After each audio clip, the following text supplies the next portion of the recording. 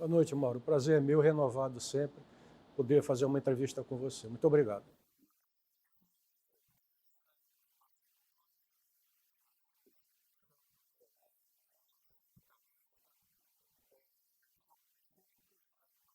Sim, meu primeiro cargo de engenheiro foi na iniciativa privada. Eu fui engenheiro fiscal da Vivenda, que era a Associação de Poupança e Empréstimo, né?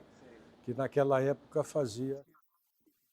Era recém-formado e a Vivenda me deu a primeira oportunidade. Depois, então, eu fui admitido como engenheiro da Cosampa e que, na realidade, teve uma interferência muito grande na minha vida profissional, porque dali eu fui fazer o curso de saúde pública no Instituto Oswaldo Cruz e de lá voltei para a Cosampa, como também tive a oportunidade, que foi uma alegria, uma honra muito grande para mim, de ter sido professor da Universidade Federal do Pará durante 37 anos. Eu fui lotado quando fiz o concurso. Não, era naquela altura, embora fosse eu engenheiro, mas com a pós-graduação em saúde pública, o concurso que abriu à época, isso aí, 1973, o concurso abriu para o Centro Biomédico à época, que hoje é o Centro de Ciências da Saúde. O meu desejo inicial era fazer o concurso para atuar na escola de engenharia onde eu me formei, né? Foi em 1970. E agora que está até na moda a questão da rodovia, novamente se tocando, o nome da minha turma foi Transamazônica, veja o tempo que tem isso. Então a minha carreira na universidade se deu exclusivamente no Centro de Ciências da Saúde, levando aos profissionais da área médica aqueles ensinamentos básicos da saúde pública, a questão da água, dos esgotos, né, do lixo, do ambiente. E foi uma carreira para mim que eu guardo com muita saudade, porque foi extremamente feliz e até hoje tenho a felicidade e a alegria de ver tantos profissionais da área médica brilhando nas suas respectivas carreiras. Logicamente, eu tratava com eles ou conversava com eles, vamos dizer assim, a respeito desses pontos importantes que ainda hoje, no nosso Brasil, tão descuidados, que é o abastecimento de água, questão dos esgotos. Exatamente, né? E eu tive, Mauro, aí foi uma questão muito importante, porque como depois exerci cargos na área da engenharia, vamos dizer assim, quando tive as missões que me foram confiadas, eu tive com a área médica, até pelos colegas médicos que compunham o departamento onde eu me integrava, uma mesma conversa da saúde pública, mas com outro enfoque. Na área da engenharia, iríamos tratar mais acentuadamente dos projetos, dos cálculos. Na área médica, exatamente eram os conceitos, as conversas, a importância do abastecimento de água, do sistema de esgoto para a saúde coletiva. Então,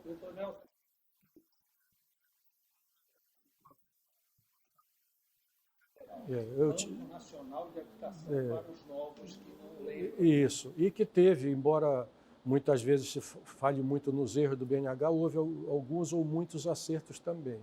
Eu tive a honra de ser o gerente de saneamento da unidade regional e uma das atuações do BNH exatamente era fazer com que as áreas...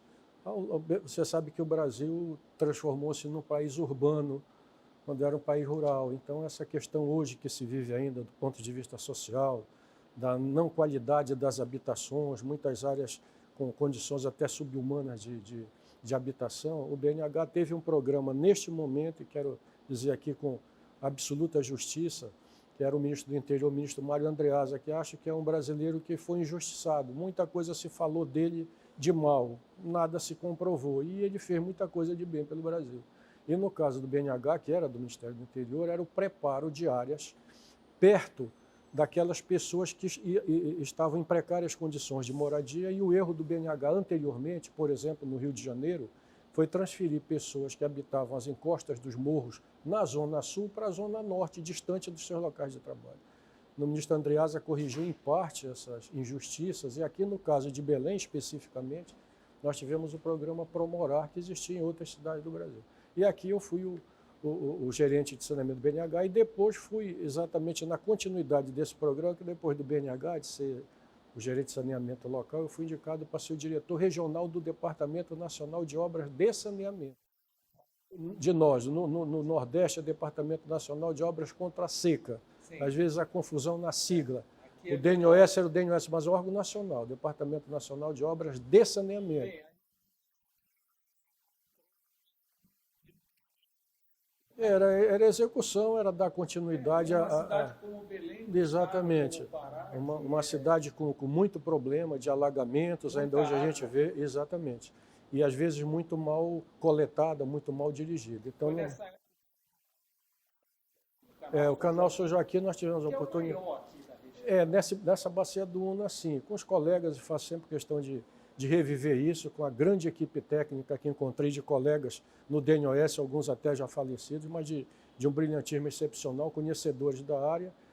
Então, nós fizemos a retificação do canal São Joaquim, encontrando com o canal do Galo, para desaguar no canal do Una, que chega ali na Arthur Bernardes, com a bateria de comportas. Foi uma intervenção muito grande. E ao lado do canal São Joaquim, nós fizemos o conjunto Promorar.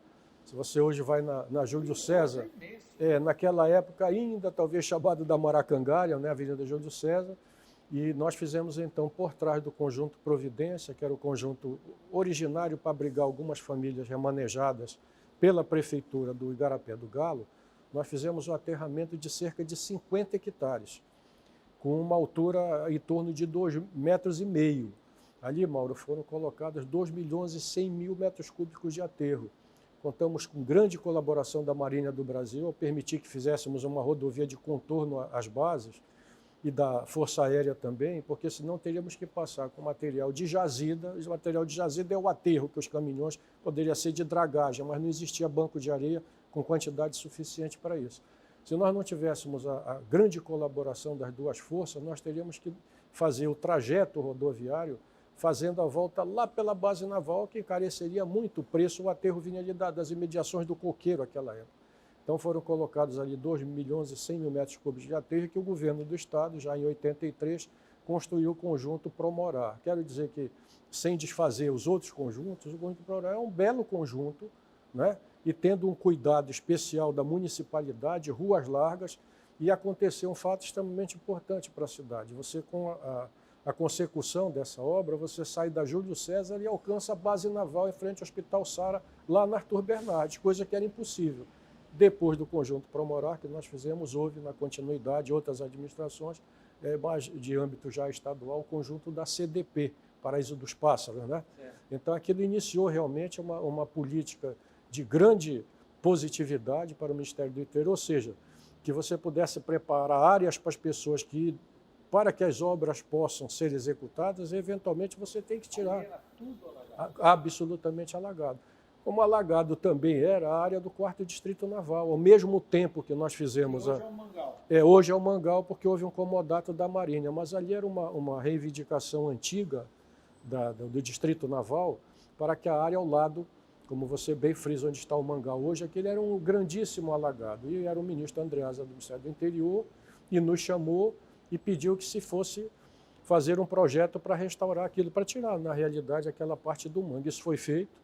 Para a Marinha foi extremamente importante, quero lhe dizer, para a honra dos nossos companheiros do DNOS, e é claro que me envolvo nisso também, que na inauguração daquela área completamente restaurada e colocada à disposição do Distrito Naval, na ordem do dia, e essa ordem do dia foi dada pelo falecido almirante Aranda, Zé Calvente Aranda, ele dizia que a obra que o DNOS havia feito para a Marinha era a aspiração de tantos quantos comandantes dirigiram o distrito antes dele. Então, nós fizemos a recuperação daquela área e, em seguida, alguns anos depois, o governo do estado, em um processo, num acordo feito com o Ministério da Marinha, foi cedido ao governo para instalar o que hoje lá está o mangal. Agora, isso também é uma obra de controle de enchentes, porque aquela área também era alagada. Então, o serviço que foi feito lá, não só do aterramento, mas... E ainda em grande... Exatamente, a Ninga que brota, né? Essa vegetação que se dá muito bem. Fizemos a praça, nós temos a documentação que em 1981, a Praça Princesa Isabel, a época que nós estávamos no DNOS, ela estava absolutamente, era um escombro. E com entendimento também no Ministério, com o prefeito. Quero lembrar que o prefeito de Belém, naquela época, era o professor L'Oreal Magalhães, que foi inclusive meu professor na escola.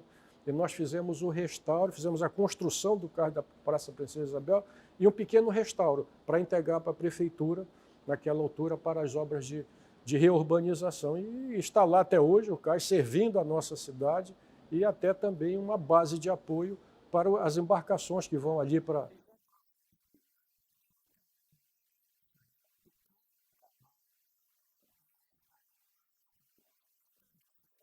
Não, ele foi revestido, era um veio de água. Quero dizer que o primeiro trecho, até uma lembrança para mim muito carinhosa, aquele primeiro trecho do canal da Estrada Nova foi feito pela Fundação CESP, lá na década de 50. Meu pai trabalhou nisso.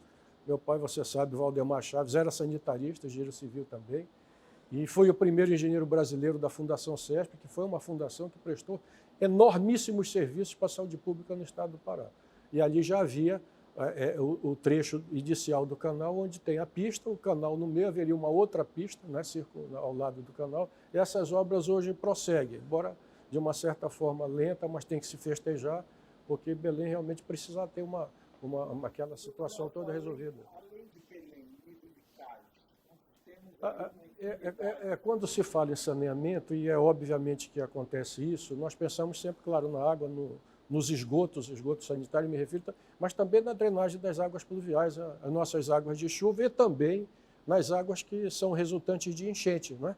Então, quando nós estivemos à frente do DNOS, demos uma prioridade a reivindicações inúmeras de praticamente quase todas as prefeituras beira-rio, vamos dizer assim, com a sede municipal localizada às beira-rio, para as águas que chegam na cidade pelas enchentes do rio, depois uma dificuldade para fazer a drenagem dessas águas, e você sabe que água empoçada, ausência de esgotos, uma série de doenças se propagarão da água mal condicionada ou mal administrada. Então, nós fizemos a programação em muitas cidades do interior de fazer o CARS de saneamento, que também é uma obra que integra o saneamento, porque drena e protege das enchentes. Eu posso lhe dizer com muita alegria, Cametá, Oriximiná, Óbidos, né, da pavimentação, concluindo a pavimentação de Monte Alegre, São Miguel do Guamá, e tem uma vantagem quando se opta por essa condição. Quero ressaltar que, embora não seja o definitivo, mas a intervenção que fizemos em Cametá foi fundamental para que a Praça São João Batista não fosse levada pela volúpia das águas do Tocantins, né? Na época porque ali funciona como um anteparo. Quero lhe dizer que na orla de Cametá, a uma distância talvez de 40, 50 metros da orla, a profundidade de 25 metros. Havia um trapiche lá de alvenaria então houve um estudo em laboratório de hidráulica, onde resultou, nessa primeira sugestão, os espigões famosos. O que são os espigões? São estruturas que se constroem para dissipar a violência do curso do rio. Então, no caso do CARS de saneamento, diferente de obra de esgoto, quero só para os nossos acompanhantes que lhe dão essa enorme audiência, é que muitas vezes, quando se começa uma obra de esgoto, mas não finaliza, você corre o risco de perder investimento. Porque se eu faço a coleta dos esgotos, ou o projeto de coleta das águas pluviais, né, e não tenho um destino final já adequado, eu posso perder aquelas tubulações, aquelas galerias todas e acabam ficando soterradas, né, pelo mau uso.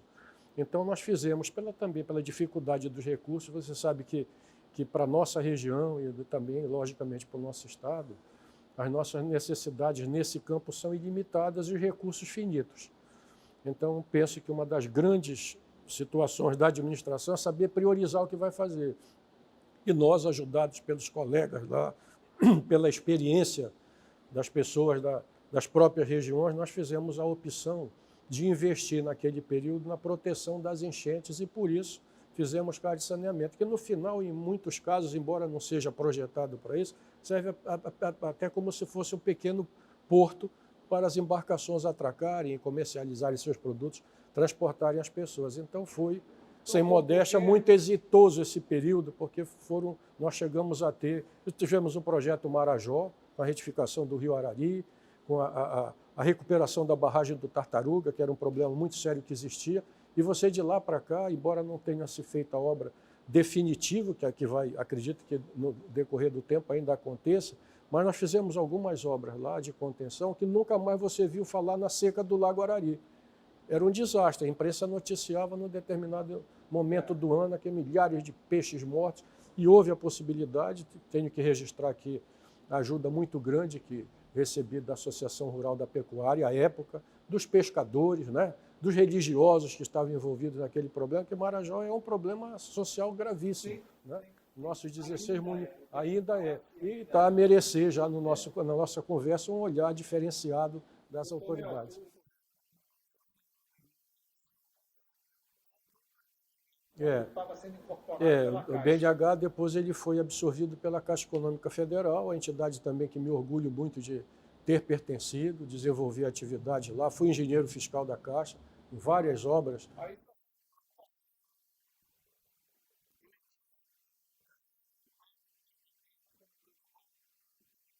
Isso, coisa que não... um dos fundadores do PSDB, Não fui. O partido pelo qual me candidatei foi o PTB. o PTB. Eu estava voltando à Caixa Econômica e colegas, professores, colegas Que da era Caixa... o partido do Said Chefão.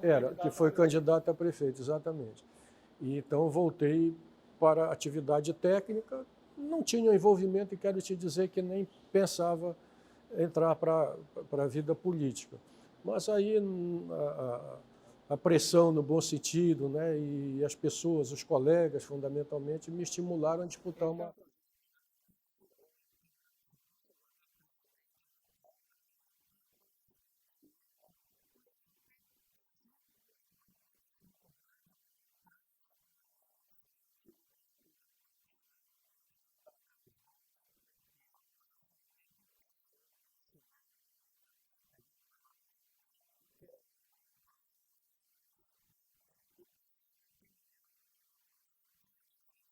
E o seu amigo, que foi meu amigo também, com muita honra, Edivaldo Martins, era muito ligado, chegou a ser diretor do Teatro da Paz. E, Mauro, são essas mudanças que o finado Nelson Rodrigues dizia, óbvio ululante. Porque os ônibus saíam da Almirante Tamandaré, viravam à esquerda na Padre Tico, subiam a Carlos Gomes, atravessavam a Rua da Paz e vinham para José Malcher. A gente ouvia falar que tinha pneumático ali embaixo para não fazer barulho. Porque lá na construção do teatro havia as carruagens, né? Então, os construtores à época fizeram um piso embaixo da cobertura final de borracha para atenuar o barulho em relação ao teatro. E decorrente dessa mudança, que eu vou lhe explicar, houve a inversão. Já naquela altura eu fazia essa proposta. Belém cresceu ali do Ver o Peso, ali da Catedral, da Cidade Velha para São Brás. Então era muito mais tranquilo pensar no trânsito subindo Nazaré em direção a São Brás, como é hoje, vendo a Basílica de frente, o mercado de São Brás de frente, do que ia e vinha da Almirante Barroso. O tráfego tinha que passar no conjunto do IAPI, que deveria ter sido uma praça. O conjunto do IAPI era para ter sido uma praça em Belém. Antônio Lemos sonhou com isso. Mas aí o Getúlio resolveu fazer o conjunto, mas está lá. Então saía da Almirante Barroso, antiga Tito Franco, rodava o conjunto para pegar a Avenida Nazaré. Então, resultante da mudança, do impedimento do tráfego no Teatro da Paz, proteção ao patrimônio arquitetônico histórico, não é? Então, muito mais tranquilo do ponto de vista de engenharia, você vir pela Almirante Tamandaré e passar direto. Sobe ali a Gama e Abreu e vai direto aqui, pega a Avenida Nazaré. Mas houve, no momento, como tudo na vida, as pressões. Então eu fiz o projeto de impedimento do tráfego na frente do teatro, justificando tudo isso, os pingentes que trincavam, os cristais que partiam, e as pessoas ligadas à cultura, né, e a imprensa da época, quero fazer justiça, você mesmo tanto apoiou essa luta, dizer que era muito simples desviar o tráfego e preservar nosso monumental Teatro da Paz, que é exatamente aquela curva em frente à catedral, aquilo tem que ter pelo menos um redutor de velocidade, as pessoas ali, especialmente veículos pesados, aquilo é uma vibração de solo, aquelas fundações são rasas, são robustas, mas são rasas.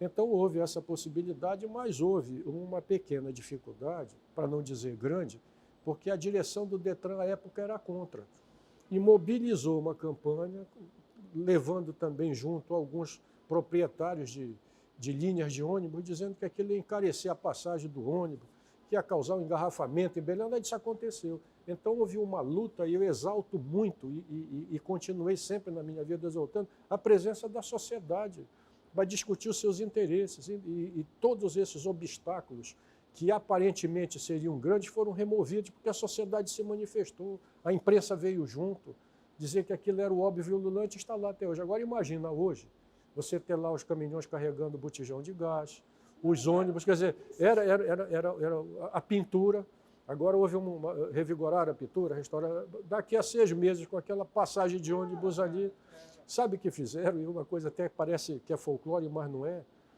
Convenceram alguns moradores do Pinto da Silva de que a dobra do ônibus ali em volta da praça ia criar problema para o alicerce. Fui lá, fiz reunião e disse, mas olha, se tivesse esse problema, eles vêm aqui e dobram na Cezedelo. Estão juntos, né? Mas só aquela tentativa de obstruir. Mas, felizmente, o Teatro da Paz está lindo, está bonito, né?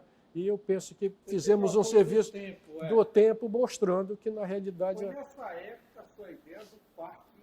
Foi. Eu era presidente da Câmara e vejo essas coisas que surgem sem que a gente possa imaginar. Eu tive uma campanha para vereador, né?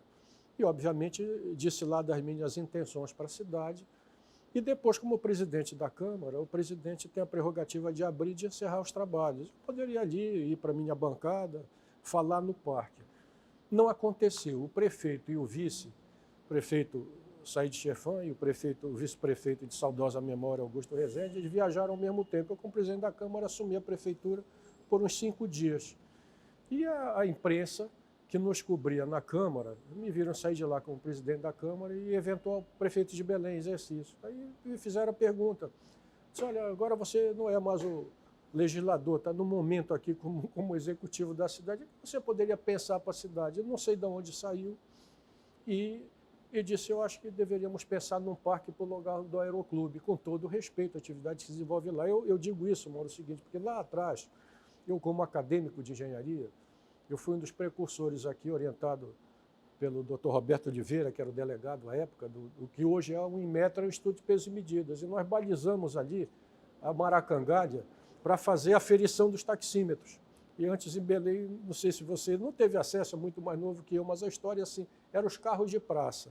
Você não pegava o táxi, eu estava ali na Praça da República, combinava o preço. Então veio o taxímetro para cá. E nós tínhamos que fazer, como um estudo de pesos e medidas, a aferição para o preço justo. E nós fomos balizar esse serviço lá. Eu, na companhia de um saudosíssimo colega meu, engenheiro José Ledo, fomos fazer ali, pintar realmente a pista para fazer a marcação.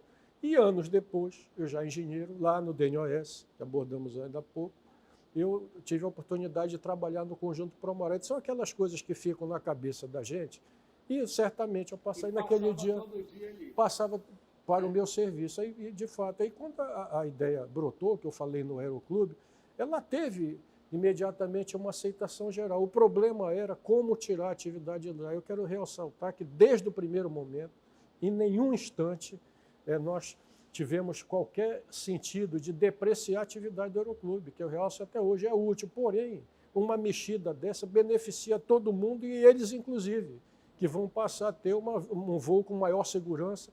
Havia um obstáculo diante da eventual discordância da Força Aérea Brasileira.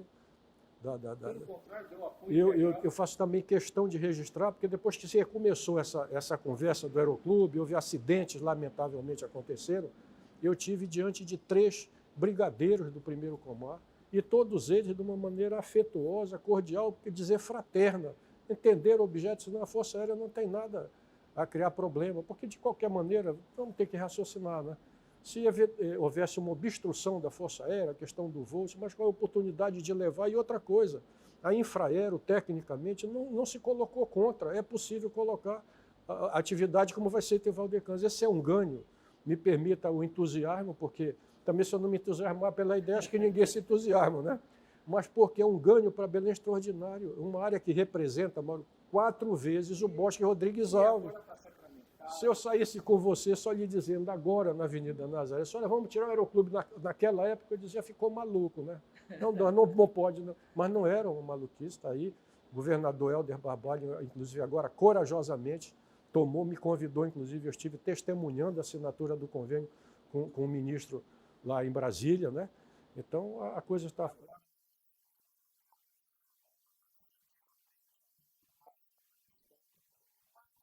Eu sinto como cidadão, e veja bem no tempo, posso dizer isso com muita... Eu era um jovem quando pensei no parque, eu já não sou tão jovem assim, ainda jogo uma bola, mas já não sou tão jovem assim. Meu compromisso é com a minha terra e com a geração futura.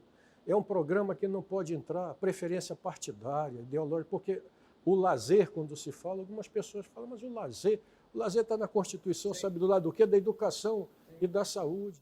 Na pandemia agora, por exemplo, você já viu a quantidade de suicídios. Então, fora disso, as pessoas, principalmente as pessoas de baixa renda, que têm a oportunidade de ter um lugar plano, integrado à cidade, para com sua família, com seus amigos, praticar atividade esportiva, da caminhada, da pista. Agora, o que eu acho fundamental, e já tive a oportunidade de dizer, inclusive ao governador disso, e com todos os avanços que possam ter, uma construção aqui, na minha visão, isso é uma visão minha pessoal, independente dos projetos que possam ser levados para lá, eu sei que todos eles de bela qualidade, nós não podemos perder de vista a nossa natureza. Muito verde e muita água e muito espaço. Então nós podemos ser levados à construção de uma coisa, o próprio governador denomina isso da obra do século, né? Que ela não se descaracterize na nossa regionalização. Quer dizer, naquilo nós temos uma biodiversidade fantástica, reconhecida no mundo. Parque Amazônico, e claro, com o embelezamento, estimulando a nossa cultura tradicional, seja no artesanato, seja na culinária, há espaço para isso. Eu volto a repetir, são 4 vezes o Bosque Rodrigues Alves. Se você foi em Batista Campos, qual é a construção suntuosa que tem em Batista Campos? Nenhuma. Nada. É o verde gostoso, a própria Praça da República, tirando o teatro, e ali o Teatro Valdemar Henrique, o prédio também ao lado da Química, Faculdade de Química, fora o monumento, é um grande verde, o que nós precisamos, né?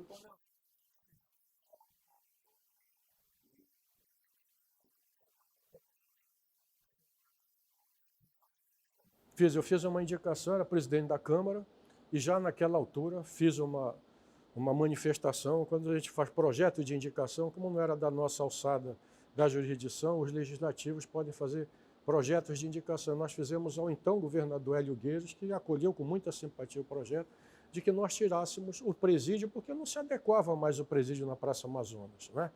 Pelas condições precárias, aumento inclusive dos presos, e foi muito bem acolhida a ideia, que só foi efetivada já no governo do Almir Gabriel, mas a sugestão veio lá da Câmara Municipal, isso é tudo documentado, e eu pensava, eu acho muito bonito o Polo Joalheiro, embora a proposta original fosse para fazer um centro poliesportivo, ali na cabeceira do Jurunas, com Batista Campos, e ainda hoje seria uma alternativa.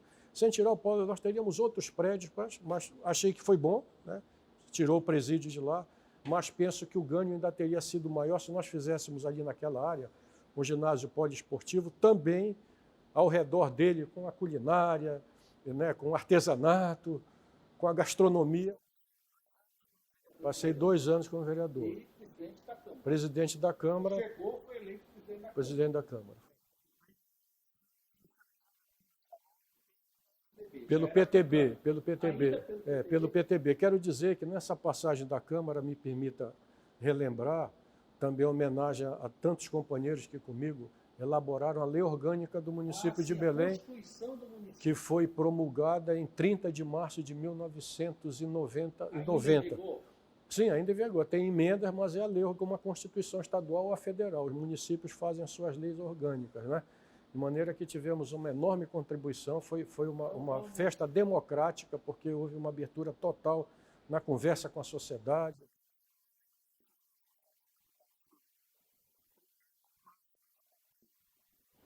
Os covódromos. Depois creche. Sim. São compromissos. Eu procurei, na vida pública, Mauro, lutar por compromisso, por ideia. Então, por exemplo, o Brasil hoje, você sabe quantas crianças estão fora das creches, que deveriam ter creches públicas? 3 milhões de crianças. Que futuro o país tem que não recebe 3 milhões de crianças, como deve estar na Constituição? Quer dizer, a obrigação da prefeitura mas também, sobretudo, da sociedade. Então, na Assembleia, eu lutei e consegui, com apoio unânime da Assembleia naquela altura, que nós tivéssemos lá um núcleo, uma creche-escola, porque eu penso que o Parlamento também tem que dar exemplo de ações. Está lá até hoje, até para honra minha, o presidente à época era o deputado Luiz Otávio, Núcleo Educacional Valdemar Chaves, homenageou meu pai, já não era mais deputado. A questão da saúde bucal, que é um grave problema de saúde pública, o que é que prevê? Que o governo, e o governo do Estado agora está implantando isso por meio da SEDUC, distribuindo nas escolas públicas o creme dental e a escova, no mínimo. Porque hoje você tem, abaixo da linha de pobreza, 40 milhões de brasileiros. Então, o cidadão que às vezes não tem a condição mínima de comprar 1 quilo de alimento, ele vai comprar o objeto da higiene. Nós estamos discutindo hoje, com o apoio inclusive da sociedade, a questão da distribuição dos absorventes nas escolas públicas para as meninas, questão de sensibilidade social. Então, ali, e também se raciocina, né, no que deve um Estado, que um Brasil, país que queira progredir, tem que botar sua criança na escola, e não escova o dente.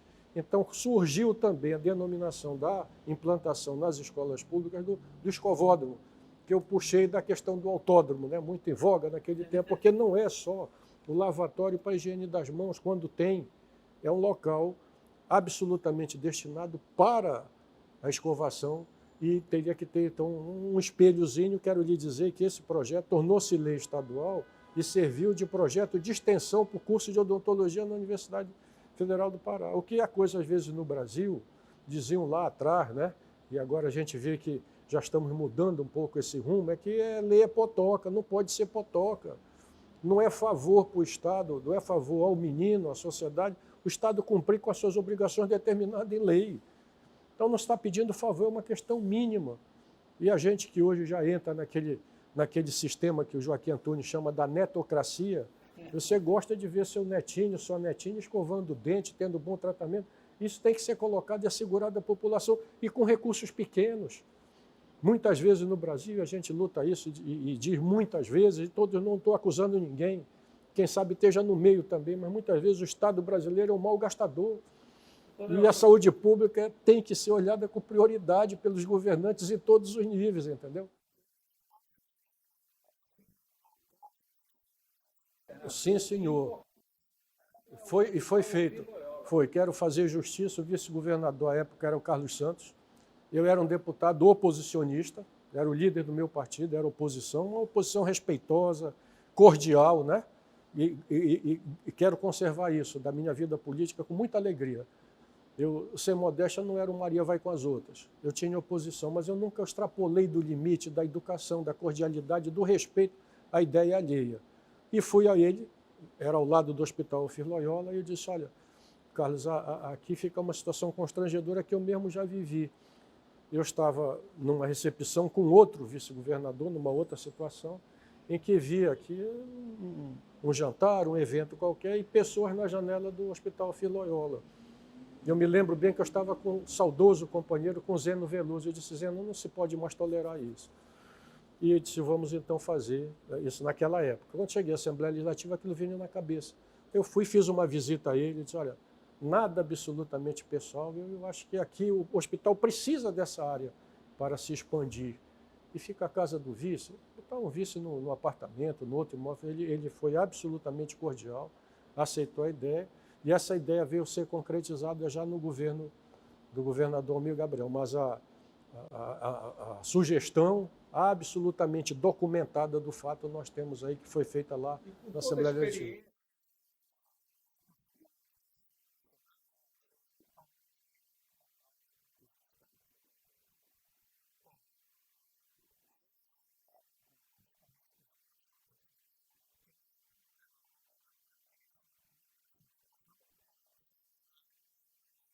Esse ele foi obrigado a engolir, mas eu quero dizer que ele não era favorável. Tanto que, se eu perguntar aos deputados da época, não houve nenhum.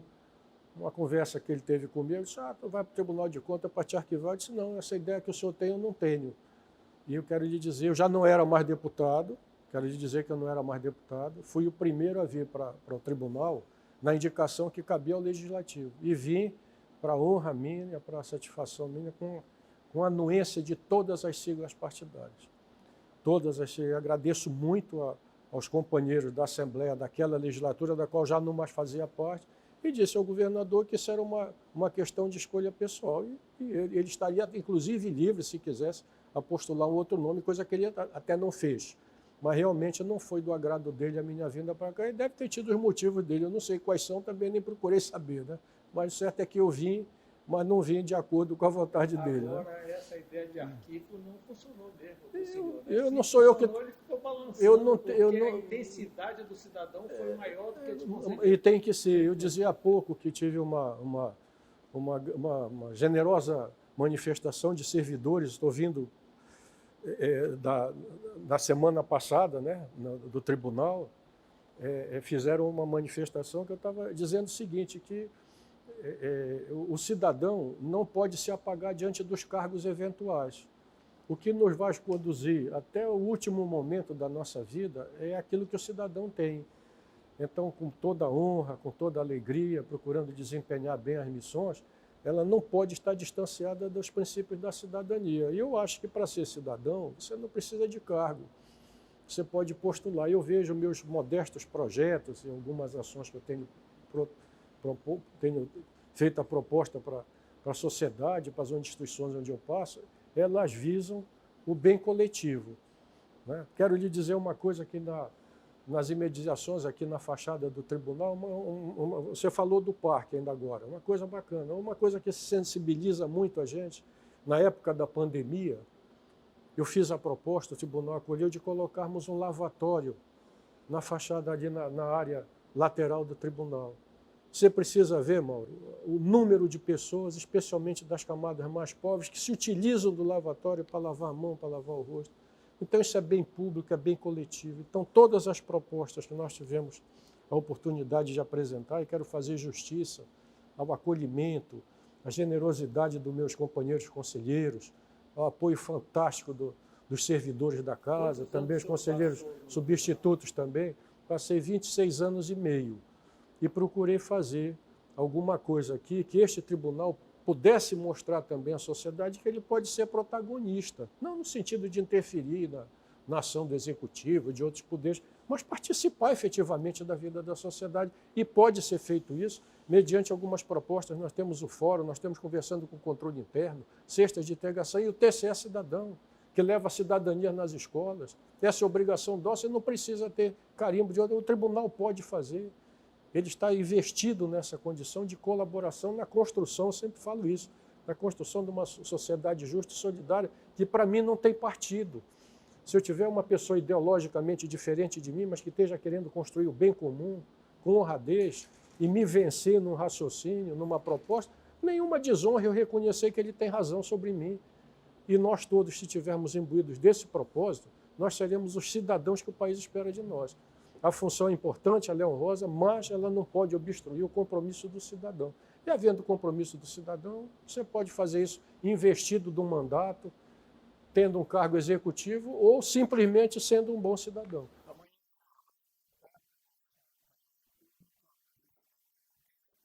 Sim, enquanto Deus me der saúde e me permitindo, vamos dizer, lucidez, espero que Ele me contemple com este milagre, que eu possa ter a crença numa sociedade mais justa. Quero lhe dizer, com uma ponta de tristeza, mas não para encerrar, eu quero dizer o seguinte: aprendi nos livros religiosos que um coração grato é um coração alegre. E eu quero lhe dizer, sobretudo a Deus, a família, os amigos, os companheiros que me ajudaram aqui, especialmente nesta casa, que eu sou extremamente grato. E eu, sendo extremamente grato, eu sou uma pessoa feliz. Eu acho que pude fazer aquilo que me foi possível fazer, né? Eventualmente eu não fiz tudo aquilo que eu desejava, mas eu espero que as pessoas saibam ao menos o esforço que eu fiz para tentar chegar a uma coisa melhor. Então, dessa maneira é que a gente está concluindo essa situação, este novo estágio, e tentar contribuir que a sociedade, de fato, ela possa encontrar esse rumo que todos nós desejamos, da sociedade justa, fraterna, solidária, mas estava lhe dizendo um pouquinho da tristeza de não ter vamos dizer, a consciência, a certeza de que nós estamos transferindo para as futuras gerações um país melhor. Eu acho que o Brasil, com a riqueza que tem, nós deveríamos ser uma sociedade muito melhor, muito mais justa, muito menos desigual. E isso tudo passa pelo desempenho, especialmente daqueles que têm função pública. Obviamente, com a colaboração da sociedade civil como um todo, mas fundamentalmente aqueles que têm a oportunidade e a missão de gerenciar o recurso público, que é o recurso produzido por esta sociedade. O órgão público, normalmente, ele não produz o recurso, ele gerencia aquilo que a sociedade dá a ele, né? E é esse o nosso desejo, independente de radicalizações políticas. Eu acho que o Brasil tem que encontrar o caminho realmente da justiça, da tolerância e de praticar o bem comum em favor da sociedade, que tanto precisa de agentes públicos conscientes e bem intencionados. Muito obrigado a você de novo por essa grande oportunidade. Meu abraço a esses milhares de espectadores que lhe assistem todas as segundas-feiras neste programa. Muito obrigado. Ok.